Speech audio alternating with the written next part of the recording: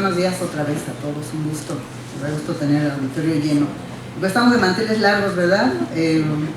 Con nuestro conferenciante. Voy a hacer dos presentaciones, la formal y ahorita hago la otra.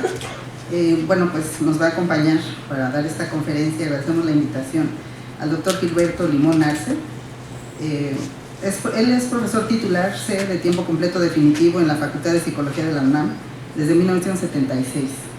Realizó estudios de maestría en Sociología en la Facultad de Ciencias Políticas y Sociales de la UNAM, la maestría en Terapia Familiar en la Escuela de Terapia Familiar del Hospital de Santa Creu y Sant Pau de la Facultad de Medicina de la Universidad Autónoma de Barcelona y el doctorado en Psicología Social en la Facultad de Psicología de la Universidad Autónoma de Barcelona en 1999. Obtuvo la calificación sobresaliente cum laude. Ha realizado 4 estancias sabáticas de investigación en la misma universidad en España. Fue fundador y coordinador del Centro de Educación Continua de la Facultad de Psicología, terapeuta del Centro de Servicios Psicológicos Dr. Guillermo Dávila, coordinador del área de Psicología Clínica y coordinador de la maestría en Psicología Clínica con énfasis en terapia familiar y construccionismo en la misma facultad, en la UNAM. Actualmente es coordinador del programa de servicio social en terapia familiar y narrativa en escenarios institucionales de la Facultad de Psicología, responsable del programa de entrenamiento teórico práctico en terapias narrativas y posmodernas, de los programas de prácticas de formación profesional supervisada y de terapia como diálogo hermenéutico y construccionista de los centros de servicios a la comunidad universitaria y el sector social. Cabe resaltar su participación como presidente fundador del Colegio Nacional de Psicólogos y como integrante de la Comisión Técnica de Profesionales de la Psicología en México ante las negociaciones trilaterales del entonces Tratado de Libre Comercio con Canadá y Estados Unidos. Realiza colaboración académica y investigación con la Universidad Autónoma de Barcelona y con la Universidad de Girona en España. Pertenece a diferentes asociaciones académicas y profesionales y es autor de los libros El giro interpretativo en psicoterapia, terapia narrativa y construcción social, terapias posmodernas, aportaciones construccionistas y la terapia como diálogo hermenéutico y construccionista, prácticas de libertad y deco-construcción en los juegos relacionales de lenguaje y de significado. Ahora la otra presentación es que pues, le tenemos mucho cariño al doctor Gilberto Limón. Como grupo y en lo personal reconocemos su trayectoria. Quiero decir que es fundador de la enseñanza de la terapia sistémica, terapia familiar y el enfoque construccionista en la universidad pública. Por cuestiones de historia, este enfoque tuvo sus inicios más en el ámbito de lo privado y pues la UNAM fue la primera, la Facultad de Psicología en la UNAM fue la primera dependencia pública y en la institución, la gran UNAM, donde se abrieron estos programas. Fue gracias a él, a una lucha incesante, ¿no? Y también a contrariedades que de repente políticamente nos imponen pues, las tendencias y grupos políticos dentro del mismo gremio universitario. Y además es una persona muy cálida, muy accesible, que comparte lo que sabe de una manera muy generosa. Entonces se trasladó hasta acá también. Le damos la bienvenida y su agradecimiento por estar aquí. ¿Qué tal? Buenos días, buenas tardes, buenos días. Gracias. Estoy un poco abrumado, tanta gente, hace años que no tengo tanta gente en alguna ponencia o cosas de estas. Corrigiendo un poquito lo que decía Lidia de lo que soy, etcétera, ya me jubilé. Ya tengo 3 años, un poco más de 3 años jubilado y por tanto mucho de lo que dice ahí que yo hago o hacía o profesor, ya no. Ahora estoy un poquito al margen de todo eso, ¿sí? Estuve escuchando las 2 ponencias anteriores y me parecieron fantásticas. Creo que están haciendo un trabajo, toda esta orientación, todas estas tendencias están haciendo un excelente trabajo. Y bueno, también quería reconocer y agradecer a Lidia la invitación. Sí. No sé si voy a rendir ahorita expectativas porque de repente me siento como un poquito de lado de lo que estoy escuchando, que es muy bueno, insisto. Y bueno, al mismo tiempo felicitar a Lidia que han hecho un trabajo fantástico. Sergio, Lidia, los reconozco, no sé de dónde sacan tanta cuerda, pero es muy bueno lo que están haciendo, los felicito, ¿sí? Yo les voy a presentar, aunque el nombre de la ponencia que aparece en el programa es Transiciones Terapéuticas, una convivencia o una vivencia personal, yo les voy a presentar básicamente lo último que he trabajado y que sigo trabajando, que está publicado al principio en este libro, que se llama La terapia como diálogo hermenéutico y construccionista. Está publicado por el Instituto Tavs de Kenneth Gergen y se puede bajar de manera gratuita a través de esa dirección, por si les interesa, ¿sí? Y de alguna manera lo que voy a platicar aquí es básicamente eso. Pero atendiendo un poco esta invitación que me hace Lidia, más que de las transiciones personales como psicólogo y terapeuta o giros interpretativos que he dado a lo largo de mi vida, yo más bien les voy a platicar de mi actual manera de ejercer la práctica profesional de la psicoterapia. Pero aceptando esta invitación o provocación que hizo Lidia, primero les platicaré un poco sobre mi formación, dónde el camino recorrido, etcétera, y cómo es que llegué a este punto. Así que déjenme empezar desde el principio. Yo hice la licenciatura en la Facultad de Psicología de la UNAM, ahí me titulé, era básicamente en la orientación conductista. Yo desde el principio fui un conductista de hueso colorado, como dicen por ahí, ¿sí? Entré a la facultad y lo que me llamó la atención es que era la única que se llevaba el apellido de científica, la psicología científica. Y dije, no, pues allá voy, ¿no? A la psicología científica. Trabajé en los primeros años, mi tesis es sobre básicamente el marco teórico del conductismo, de la orientación conductista, y me recibí con una tesis del área educativa. Uno de las personas gurús de aquella época del conductismo era Emilio Ribes. De alguna manera sigue siendo un personaje muy importante. Actualmente es mi amigo, sigue siendo mi amigo desde entonces. Y yo estuve siguiendo mucho los planteamientos de Emilio Ribes. En un momento determinado, Emilio se va, lo invitan, supongo, a formar la carrera de psicología en la FES Iztacala, antes de UNEP. Y todo un programa conductista muy importante, muy interesante, me llamó mucho la atención. Y bueno, pues vi la posibilidad de irme a trabajar con él, a ese proyecto que era muy importante. Cuando llegué para allá, el que me invitó a formar parte de la nueva carrera, pero dentro del área de psicología clínica, fue Isaac Seligson, un colega fantástico, un amigo muy querido, desafortunadamente falleció, y me invita a formar parte del área de psicología clínica. Al principio me resistí, pero bueno, me fui al cambio de la psicología clínica. Y lo que vi fue una cosa fantástica, de cómo se trabajaba con las personas, cómo era posible apoyar a la gente, cómo era el papel que tenía el terapeuta para trabajar con la gente, y me fascinó y me metí de lleno a esta orientación y a trabajar en el área de psicología clínica de la Escuela de Psicología de la FES Iztacala. Sin embargo, al mismo tiempo, yo ya me empezaba a cuestionar algunas de las cosas del conductismo. Espero no aburrirles, voy a ir más rápido, espero no aburrirles.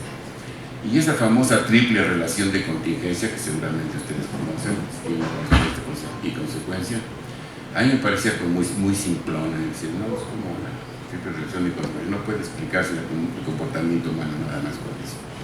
Y tenía yo la idea de esa triple relación de contingencia como abrirla en abanico, porque decía yo, hay múltiples determinantes, no solamente son triple relación de contingencia. y múltiples determinantes que además deben estar vinculados o a su vez determinados por situaciones sociales, culturales, en fin, todo esto. Todas estas ideas medio locas, porque en aquel entonces no me hacían mucho caso, me fui a hacer una maestría en Sociología en la Facultad de Ciencias Políticas y Sociales, porque decía yo que por aquí podría haber algo relacionado con esto. Estuve los 4 años, cubrí la licenciatura de PEAPA, toda, hasta los trámites del idioma y todo esto, y tenía un proyecto de investigación para tesis que llamé una perspectiva multideterminista para el fenómeno psicológico. Sería así como muy apantallante. Y lo empecé a trabajar.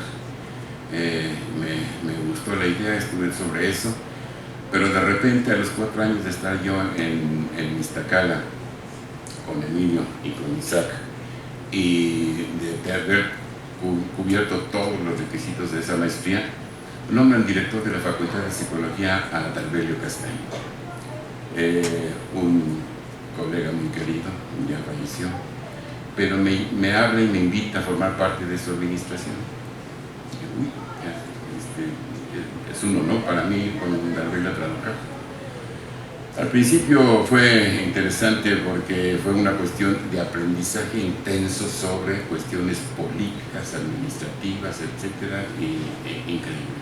Pero lo más importante de esto, que también da un giro en mi vida muy importante, creo yo, es que me pide que elabore el proyecto de educación continua de la facultad. ¿Saben lo que es la educación continua? Supongo que sí. Es un programa ya muy conocido, cuyo objetivo es la actualización del profesional en ejercicio. Ese era el punto. En aquel entonces, estamos hablando de 1983 aproximadamente, solo había 3 escuelas en la UNAM que trabajaban en educación continua: Contaduría, la Facultad de Contaduría y Administración, la Facultad de Ingeniería y la Facultad de Medicina. Aunque la de Facultad de Medicina no trabajaba mucho eso, eran las otras 2, Ingeniería y Contaduría, las que los trabajaban. Me metí de lleno a trabajar esto. Yo traía todavía mi idea de la realidad que me habían dicho los conductistas de cómo era científicamente hablando la psicología, etc. Y en esa invitación me metí de lleno a diseñar el proyecto de educación continua de la Facultad de Psicología.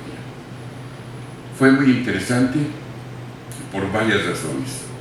La principal es que, siendo conductista de hueso colorado, yo descalificaba y devaloraba todas las demás orientaciones, ¿sí? Que no eran científicas, no eran serias, etc., ¿no? Y la única psicología científica seria era, obviamente, el conductismo, ¿sí? Pero cuando me piden hacer este proyecto, empiezo a conocer infinidad de orientaciones. Empiezo a reconocer a mis colegas que nada más los saludaba o no los saludaba, nos veíamos pero en el pasillo, ¿no? Entonces empecé a conocer a mucha gente, muchas orientaciones, muchas formas de hacer psicología, y dije, pues si no son el diablo, ¿no? Son profesionales también muy serios. Fue cuando empecé a programar esto, a hacer investigación para actualizar a los profesionales en ejercicio, un montón de trabajo que hicimos en esa época. Y es en ese momento, cuando estoy buscando formas de actualización del profesional en ejercicio, todo ese tipo de rollos, que conozco la terapia familiar sistémica. Fue muy interesante. Hay 2 personajes importantes. Uno es Raimundo Macías, seguramente han oído hablar de él, y el otro es Ignacio Maldonado. Raimundo Macías, que fundó, debe estar y funciona, supongo, el Instituto de la Familia, Asociación Civil, IFAC, y Ignacio Maldonado, que tiene el INEF, Instituto Latinoamericano de Estudios de la Familia. Ahí los conocí, sobre todo tuve muy buena relación y mucha empatía con Ignacio Maldonado. orientación sistémica, tal cual, ¿sí? Terapia familiar. Ahí donde la conocí y me llamó muchísimo la atención los planteamientos que estaban surgiendo en aquel entonces en esa terapia. Estamos hablando de 83, 84, más o menos, ¿no? Siglo pasado. Y cuando vi una de las cosas que planteaban, esa danza relacional que se generaba en las familias, todo esto, dije, oh, pues aquí está lo que yo estaba pensando, ¿no? Ese multideterminismo, como que lo veo más o menos aquí metido, ¿no? No era igual, obviamente, pero se parecía mucho a lo que yo venía pensando. Entonces me llamó mucho la atención esto de la terapia familiar y fue cuando me metí de lleno a conocer un poco más de esta orientación. El punto también importante aquí en este proceso que tuve fue, pero no estar cortando demasiado, como yo terminaba ya, bueno, Juan José, hubo un cambio de Darbelio a Juan José Sánchez Sosa como director de la facultad. Juan José me vuelve a invitar a colaborar con él, a continuar con el proyecto de educación continua, y ahí donde impulsamos enormemente lo que eran las nuevas tendencias, nuevas formas de hacer terapia, etcétera, y entre ellas la terapia familiar sistémica. Creo que ya me perdí. En eso estaba, ya terminaba también la administración de Juan José y por tanto también terminaba mi gestión en la coordinación de educación continua, que era Departamento de Educación Continua en aquel entonces, ahora es división, ya ha crecido un montonal. Terminaba Juan José, terminaba mi gestión y terminaba muchos de mis proyectos que yo tenía por ahí, y entonces pensé en la posibilidad de hacer un posgrado. Ignacio Maldonado muy amablemente me proporcionó información y estuve buscando información en todos lados para buscar un posgrado en terapia familiar. Imposible de conseguir, y además no existían los doctorados. No sé si todavía si ya existen, pero no existían los doctorados en terapia familiar. Como lo dijo un autor, creo que aquí lo mencionó un poco también el colega anterior, la terapia familiar crece en lo que ese autor llamó universidad invisible, ¿sí? En centros privados, todo eso. Ahí empieza a crecer la terapia familiar. Yo busqué una beca para poderme hacer un doctorado, un posgrado, empezando el doctorado, pero como no había doctorados, pues de modo me fui a buscar un máster, que fue el que me recomendó Ignacio Maldonado. Y me fui, después de un montón de mecanismos, procedimientos, burocracia, etc. Ya se imaginarán cómo son las cosas aquí en México, en la UNAM, ¿no? Burocracia a tope, siempre.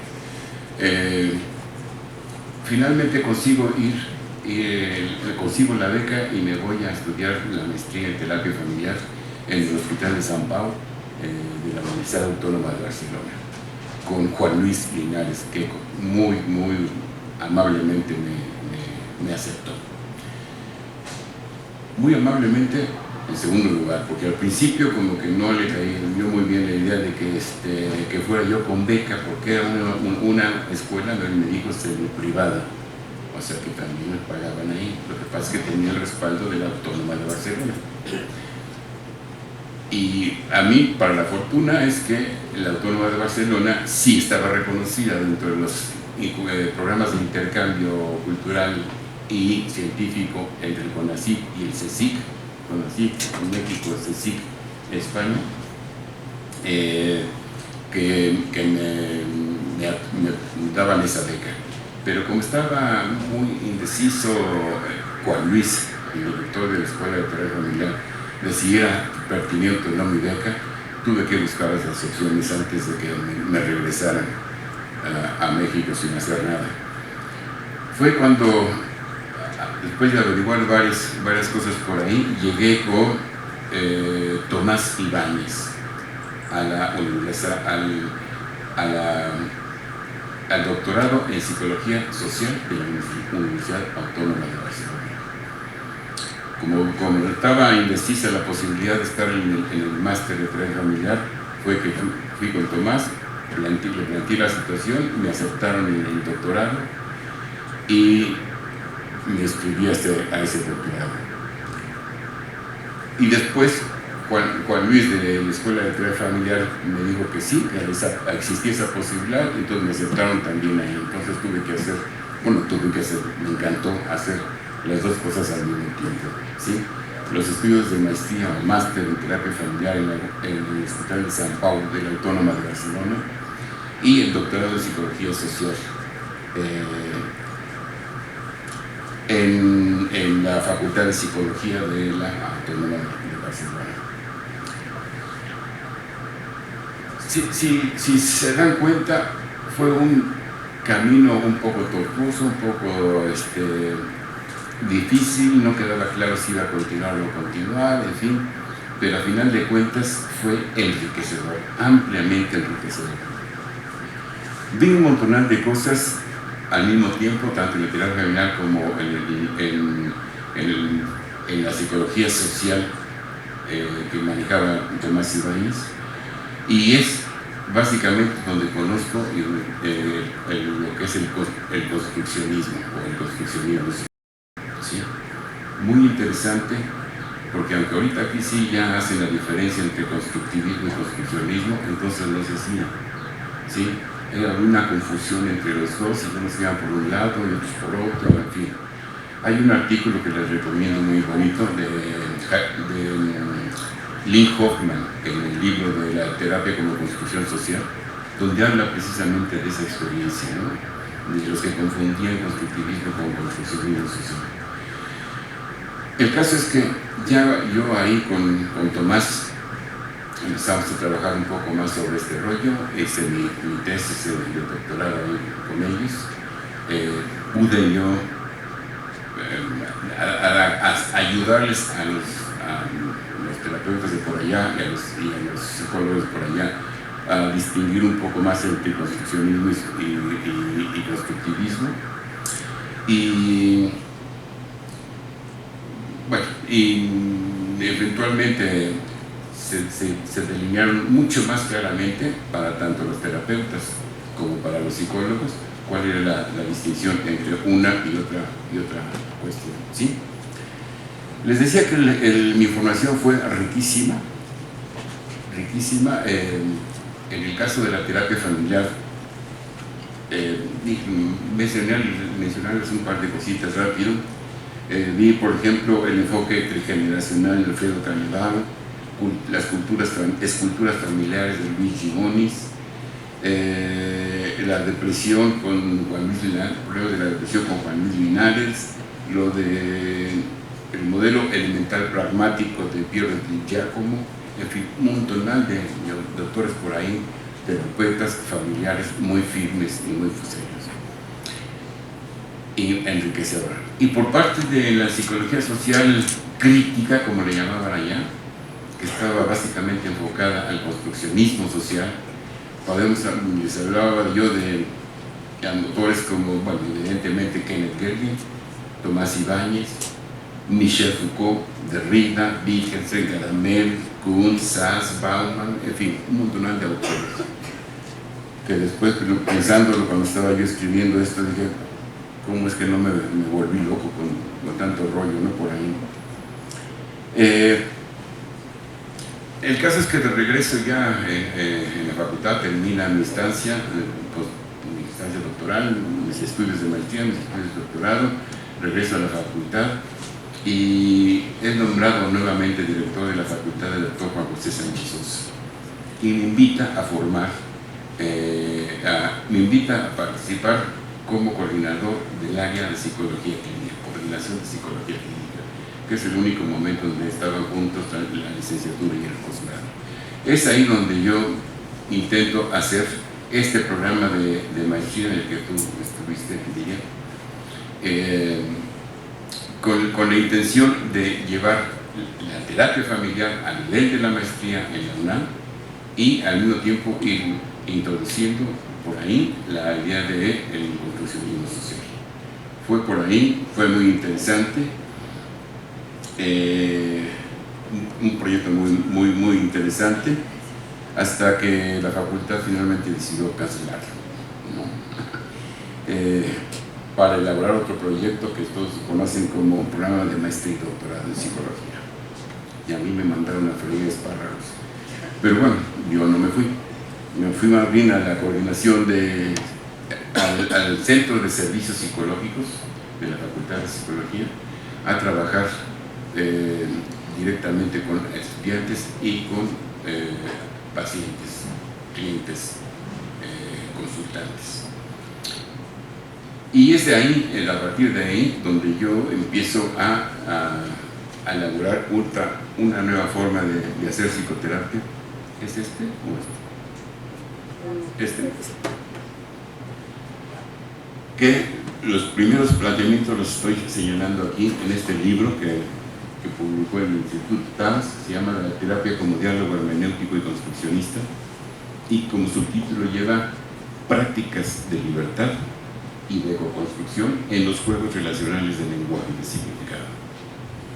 Lo que quise hacer aquí en este tipo de terapia es básicamente conjuntar de alguna manera los planteamientos de Gergen en los juegos relacionales, en las relaciones con las personas, los juegos de lenguaje planteados por Wittgenstein y los juegos de significado en los cuales se juegan estos juegos, básicamente por ahí.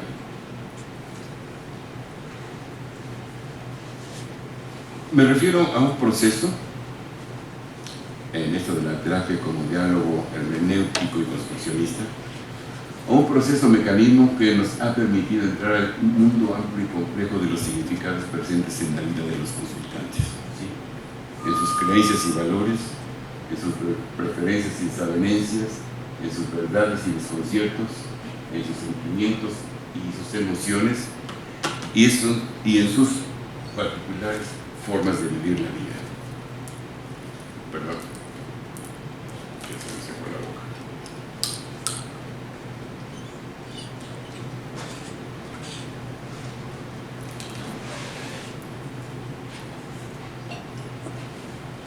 Y en sus particulares formas de vivir, para intentar explorar con ellos, con los consultantes, nuevas formas de interpretación y nuevas formas de articulación con el entorno, ¿sí? Contemplo básicamente dos importantes guías conceptuales para el trabajo terapéutico que actualmente realizo.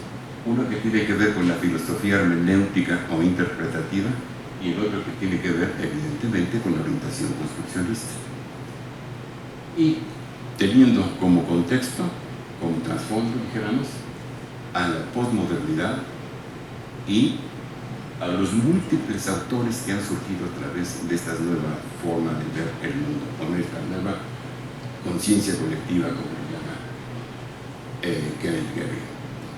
Es una nueva época que ha tenido muchos apellidos, dijéramos. Unos le llaman moderno tardío, otros condición tardomoderna, otros segunda modernidad.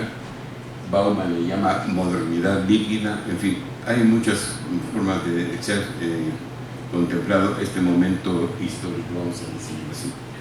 Pero lo importante es señalar que todos, de alguna manera, están hablando de un punto de inflexión en la historia, como lo diría Isaiah Berlin, ¿sí? Un punto de inflexión en la historia que, según Gergen, está generando nuevas conciencias en la vida de las personas, ¿sí?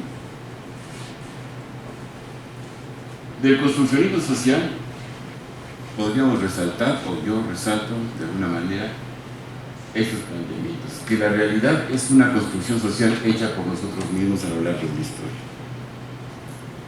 Y las diferentes maneras de ser y de estar en el mundo están estrechamente relacionadas con las particularidades históricas que nos configuran como personas.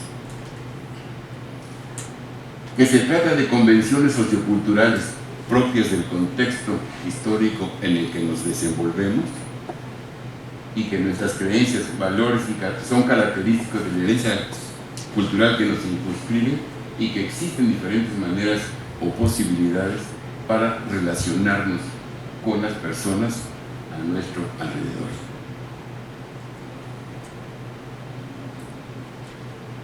y de la filosofía hermenéutica interpretativa, que contemplo como horizonte de comprensión de acuerdo a Cadamius, es que señalo que el lenguaje es el medio universal en el que se realiza la comprensión, dice Cadamius, ¿sí? Que comprender e interpretar son la misma cosa, y en donde la forma de realización de la comprensión es precisamente la misma interpretación. Y nosotros, como terapeutas, contemplamos la hermenéutica como un proceso relacional e interpretativo con uno mismo y con el mundo, en donde nosotros, como terapeutas, formamos parte coyuntural del mundo de los consultantes.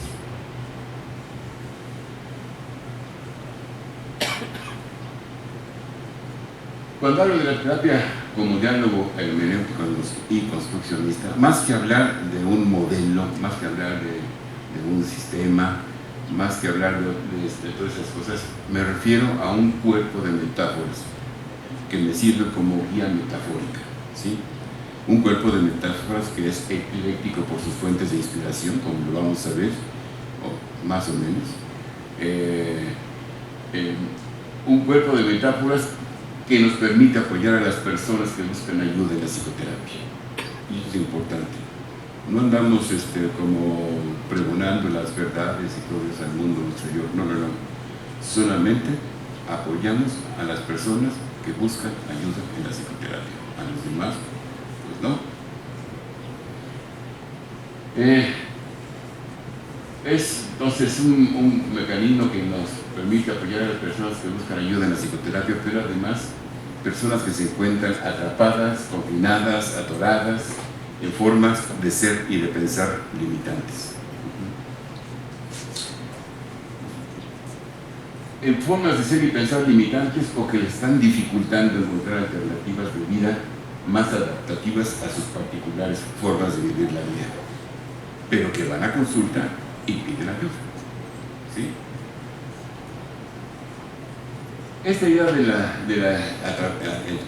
encarcelamiento, atrapamiento, confinamiento, no es mía, yo la tomé de otros autores en filosofía, ¿sí? Nietzsche hablaba de que somos prisioneros de nuestra perspectiva. Bobbio hablaba, esta me gusta más, de esa imagen del laberinto en el cual estamos atrapados. Y Wittgenstein decía que no paramos de chocar en las paredes de nuestra jaula. Y todo el mundo seguramente recuerda o conoce la frase famosísima de Wittgenstein, que es: los límites de mi lenguaje son los límites de mi mundo. ¿Sí? Pero entonces decimos, bueno, si estos son los límites y no podemos escapar, etc. Que por cierto también Wittgenstein, que era como muy sarcástico, decía que éramos como la mosca encerrada en la botella, ¿no? Pero entonces, si no es posible, entonces ¿qué hacemos? Pues Wittgenstein mismo decía que la función de la filosofía era enseñar a la mosca a salir de la botella, ¿sí? Y Bobbio, Norberto Bobbio, esa imagen del laberinto, que es la que me gusta más, decía que habría que encontrar la vía de salidas del laberinto. Me gusta mucho esta metáfora, esta analogía, porque digo, los terapeutas lo que debemos hacer es meternos al laberinto en el que está atorado en la persona, para con él caminar y buscar esas vías de salida del laberinto en el cual se encuentra. Esto me llevó a retomar aquella idea que ustedes seguramente ya vieron en Barco, Whitlam y Fish, en el libro Cambio, que habla de esta paradoja del juego matemático de los 9 puntos.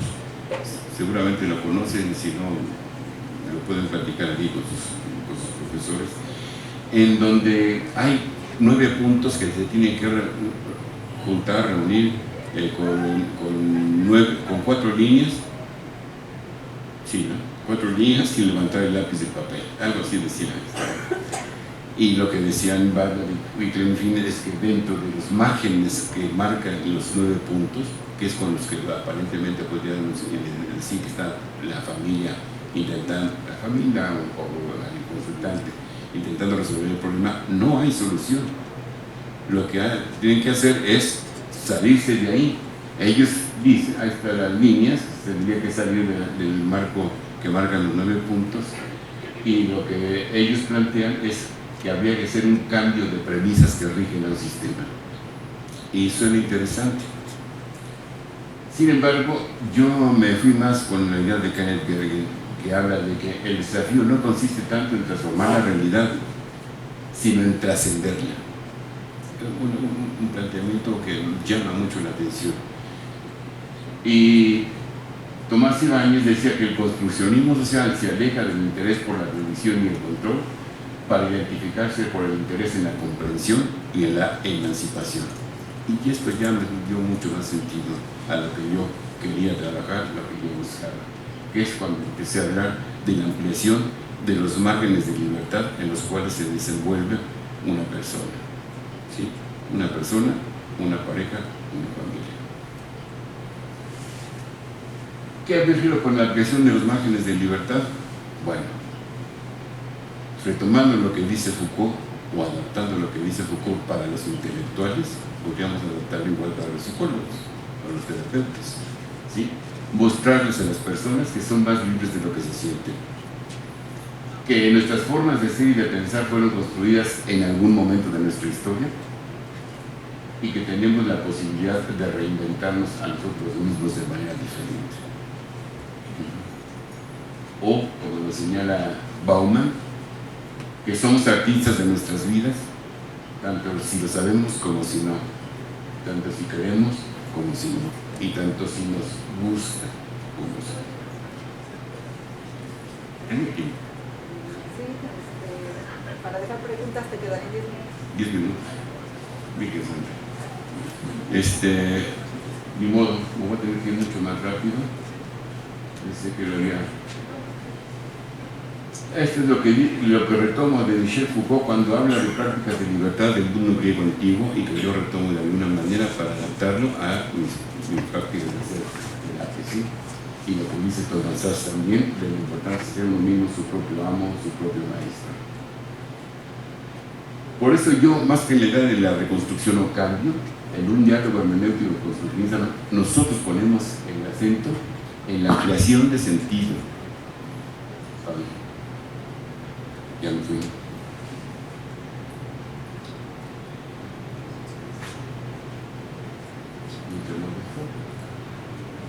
¿Te ayudamos acá?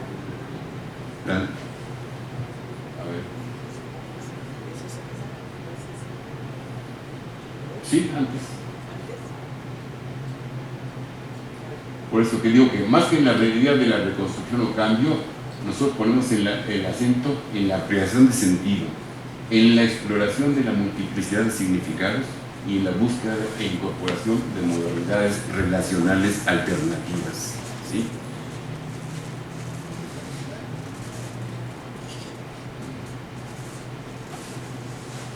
¿Qué me refiero con la visión de sentido?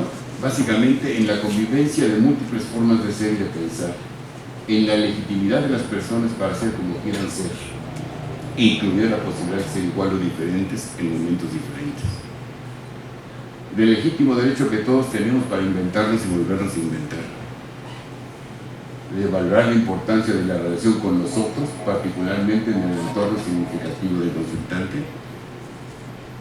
Del sentido de responsabilidad que los consultantes tienen consigo mismos y en su relación con nosotros. Pero sobre todo, de la importancia de ampliar sus restringidos márgenes de libertad. Esto tiene que ver un poco con la identidad, que tiene que, dice Michel Foucault, que las relaciones que debemos mantener con nosotros mismos, más que de identidad, deberían ser relaciones de diferenciación, de creación y de innovación, que es lo que se podría llevar a cabo en un contexto terapéutico. Y decía, como irónico que era también, es muy fastidioso ser siempre el mismo.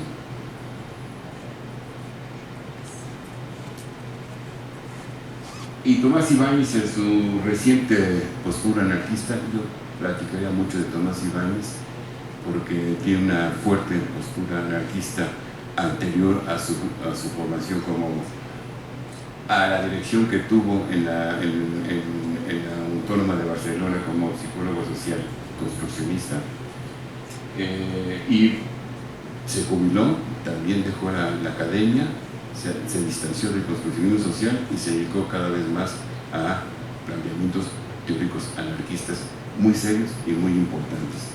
Sigue estando presente Tomás Ibáñez en eso. A mí lo que me llamó mucho la atención es si su primera postura anarquista, surge también sus trabajos de 68 en París, en las revoluciones culturales que se dieron en 68.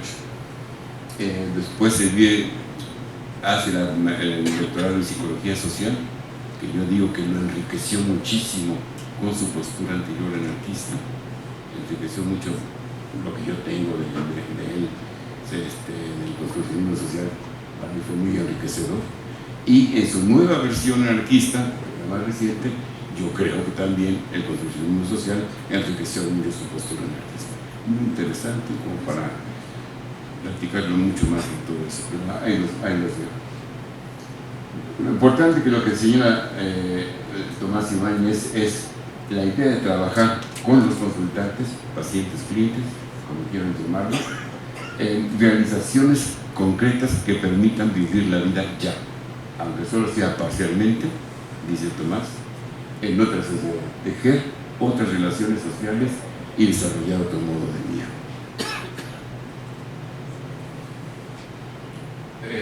No les voy a poder presentar todo esto porque son ejemplos de algunos casos que hablan precisamente de la liberación, de la forma de pensar y de las nuevas opciones, ¿sí? De la diferencia, bueno, de lo que dice esta chica Esperanza, que dice que estas terapias son como las bandas móviles de los aeropuertos, que te paras en un lado y de repente te estás al otro lado sin darte cuenta. Y decía, yo estuve en psicoanálisis y lloraba y se salía llorando de ahí. Y esas terapias son muy facilitas, ¿no? Bien bonitas.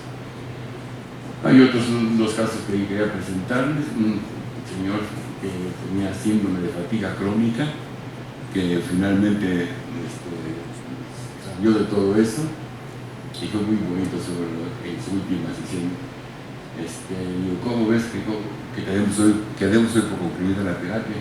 Dice, me siento satisfecho, vengo distinto, y no se dieron cuenta, me siento tranquilo, ¿sí? Y digo, sí, lo reflejas, etc. Ya podemos dar adelante a la terapia. Dice, no, mi madre, yo quiero venir, ¿sí? Dice, voy a venir, aunque sea a terapia, no a terapia, sino a saludarlos, y forman parte de mi vida, y se van a quedar ahí. Eso es muy interesante, de cómo el terapeuta puede formar parte de la vida de los consultantes, aunque ya no esté presente a futuro, ¿no? Y otro caso también muy interesante de una mujer mayor, con hijos, con nietos, súper miedosa, súper dependiente, que nos llevó a nosotros con el diagnóstico de codependiente, ¿sí? Fue una terapia más o menos larga, de un semestre, bueno, pero yo trabajaba semestres con los estudiantes y fue muy interesante al final cuando nos despedimos de ella, que decía, me siento muy libre, en fin, todo esto, que podía como para platicarles un poco más, pero bien. Por eso de aquí la relevancia que yo veo por explorar con los consultantes nuevos juegos relacionales de lenguaje y de significado con ellos mismos y con los demás para favorecer en su caso la emergencia y de una identidad ampliada, más flexible, más versátil, ¿sí? Que pueda hacerle frente a las vicisitudes cambiantes del complejo contexto histórico que nos tocó vivir, que es muy parecido a lo del planteamiento del movimiento queer, en el LGBT queer, ¿sí?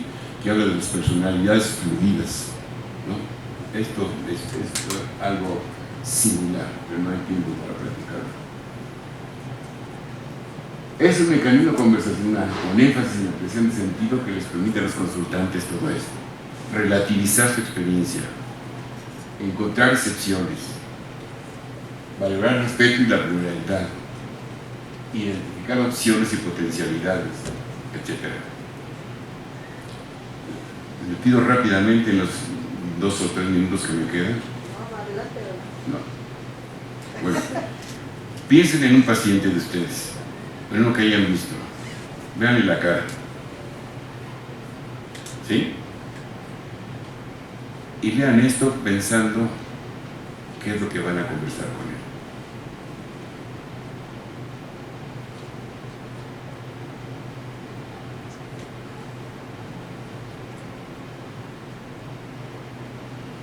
Estoy seguro que les cambió la cara a los pacientes. En fin. ¿Qué es lo que yo he estado dominando? Básicamente, retomando un poco lo que dice Foucault de los ejercicios o prácticas que hacían en el mundo griego de la antigüedad, como ejercicios o prácticas de libertad, ¿sí? Estas cosas platicarlas, estas cosas hablarlas, estas cosas conversarlas con los consultantes. Esto es muy bonito de Gilles Deleuze, que es muy cercano a Foucault. Fíjense, de lo que se trata es de producir lo nuevo como sentido, ¿sí? Pero en un caso con la mirada puesta en el futuro, buscando articular sobre lo que hoy aún no tiene sentido, el anuncio de lo porvenir, y en el otro sentido, ¿sí?, con la mirada puesta en el pasado, intentando romper con los vestigios de las antiguas verdades y pujanza para abrir en el presente, para abrir con los antes en el presente, un espacio desnudo, una realidad por inventar. Este es un correo electrónico que me mandó una de mis consultantes, que trabajo con el equipo reflexivo, les manda saludos al equipo reflexivo, en fin, todo esto, pero pues ya no da tiempo. Pero está en el libro, si lo bajan, de la terapia con diálogo hermenéutico construccionista, que es gratis, no les van a cobrar nada. Bueno, aquí lo que dice ella es esto, fragmentos de ese correo electrónico. Hoy me veo con la cara por delante y la espalda para atrás. Lo bonito se viene conmigo, lo demás se queda en su lugar, ¿sí? La reconciliación con mis papás fue estupenda, rápida y sin lágrimas, y me tomó por sorpresa en el metrobús. Esto es muy interesante de cómo se deslizan algunos cambios de la terapia hacia la vida de los consultantes. Y bueno, y sobre todo el efecto que puede tener en su entorno significativo, aquí con su hermana y con su esposo, ¿sí? Y bueno, también los agradecimientos que siempre dan. Bueno, ya. Yo digo que es por esto que pienso que quizá nuestro papel como terapeutas pues ya está más cercano al papel considerado por Michel Foucault para los intelectuales. Esto es cambiar algo en el espíritu de la gente, que es en donde el construccionismo nos puede ofrecer una base fundamental, como lo dice Kevin Getty, para desafiar las realidades dominantes y las formas de vida a ellas asociadas. En otras palabras, compartir con los consultantes la idea de que son mucho más libres de lo que se sienten, que lo que ellos aceptan como verdad o evidencia ha sido construido durante cierto momento de la historia y que esa pretendida evidencia puede ser alterada por ellos mismos. O como lo señala Miguel Morey en referencia a Foucault, hacer de la libertad un asunto estratégico para nuestros consultantes. Y ya. Esto es lo que está buscando.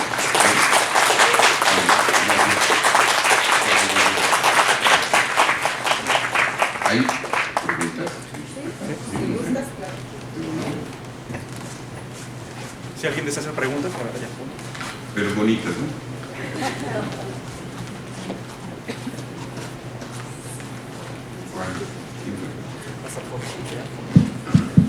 Sí. Bueno, ahí hay una pregunta, pero voy a tomar el atrevimiento de iniciar. Sí. Gilberto, doctor Gilberto, un gusto, un honor el que estés este día con nosotros. Y Hay dos momentos en los que nos presentaste, muy bonitos y muy interesantes. Y quiero hacer énfasis en el primero, porque nosotros como docentes contamos cómo es que llega la terapia familiar a México. Y también depende de dónde nos formamos, los lugares. Yo cuando nací conocía poco y yo creía que nació en Iztacala, porque pues ahí oficialmente me otorgaron mi primer documento. Pero cuando das cuenta de la historia, pues es reconocer quién trajo la terapia familiar a la mujer. Y en este caso, tú, ¿ok? Porque conocemos y reconocemos los institutos privados, ¿no? La Universidad Invisible, en fin, Nacho, Raimundo, en fin, pero quien estuvo picando piedra y luchando porque esto estuviera en UNAM, fuiste. Y esa es la parte en donde quiero mostrar y dejarlo, ¿no? como punto de reflexión cuando hablemos de la terapia familiar. El doctor Gilberto fue quien en la facultad, aunque dijiste me mandaron a volar, pero fuiste tú. Y de ahí muchas personas salieron para crear, para construir y hacer en otras escuelas. Entonces es reconocer esa parte de la historia, hacerlo público y seguirlo practicando, difundiendo. Y lo último, pues nos sirve mucho, al menos a mí me deja todavía pensando en este quehacer de lo que es la terapia, en cómo estar con los pacientes, sintiéndonos cómodos, que estén a gusto y lograr algo. Entonces todo esto, esta segunda parte, yo me la quedo como reflexión, que servirá mucho. Muchas gracias.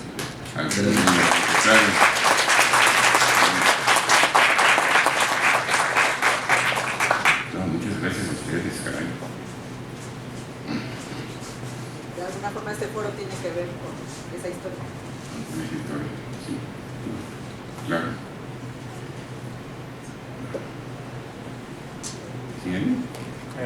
Buenas tardes, doctor.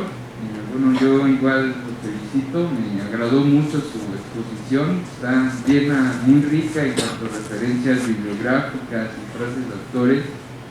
Y bueno, pues mi pregunta va en referencia de qué tan influenciado o si está pues, al corriente de nuevas tendencias del pensamiento, ¿no? Por ejemplo, frases que usted menciona, de Gilles Deleuze, por ejemplo, me recuerdan mucho a nuevas tendencias como el aceleracionismo y pues de Midland sobre todo, de que si no te gusta el presente y no puedes regresar al pasado, pues lo único que tú queda es acelerar.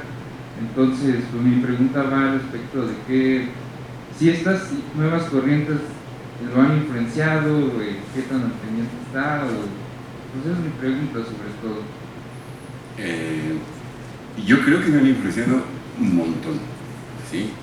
Recién me gustaría enfatizar es que no estoy siguiendo a un autor en particular, estoy haciendo una especie de conglomerado, no sé si llaman así, miscelánea, donde estoy tomando planteamientos, ideas generadas en diferentes contextos, en diferentes disciplinas, que pueden ayudarme a mí a configurar este marco conceptual para ejercer la práctica profesional de la psicoterapia, ¿no? Y uno de ellos, por ejemplo, aquí hablo en el subtítulo de prácticas de libertad y de ecoconstrucción en los juegos relacionales de lenguaje y de significado. Un tema muy interesante que tomo de ahí también, en este caso de Derrida, es esto de la deconstrucción, ¿sí? Y yo hablo de una decoconstrucción, porque no solamente estamos deconstruyendo, sino estamos al mismo tiempo construyendo. Entonces es una palabra que junta a las dos ideas, ¿no? De construcción y construcción. Pero además con una acotación sobre lo que decías, por eso me llamó la atención. Dicen que el pasado no está muerto ni enterrado, no sé qué tanto. Yo digo que el pasado, siguiendo algunos autores, el pasado como pasado no existe, el pasado existe en el presente, y lo que estamos pensando en el presente no es el pasado, sino el presente del pasado. No sé si me explico, ¿sí? Entonces, decir que no podemos modificar el pasado Ok, no lo modificamos. Lo que estamos modificando es nuestra percepción, nuestra interpretación del pasado en el presente. ¿Sí? Y eso sí lo puedes hacer en terapia. Si consideras tú, por ejemplo, que hay algo incómodo, atorado, lo que fuera del pasado, como la última la última diapositiva que les presenté de la chica que estaba como atorada con su familia, con su padre y todo eso, dijo, dejo el pasado en el pasado y un foco en el futuro, ¿sí? Pero ¿qué se hizo? Una reinterpretación de aquellas experiencias pasadas. No modificaste el pasado, lo que modificaste es la expresión, el pensamiento, la historia que tienes actualmente en el presente de ese pasado. ¿Sí? Es un giro, vamos a llamarlo así, un giro interpretativo un poco diferente, pero que nos ayuda a poder abordar situaciones difíciles de los consultantes que hayan vivido en el pasado. No sé si contesté tu pregunta, me fui por las nubes. No, sí, muchas gracias, doctor, y felicidades. Ha sido un honor conocerle y escucharle. Hombre, igualmente, para un placer y honor verlos aquí y que me escuchen, caray, y que me dio calor.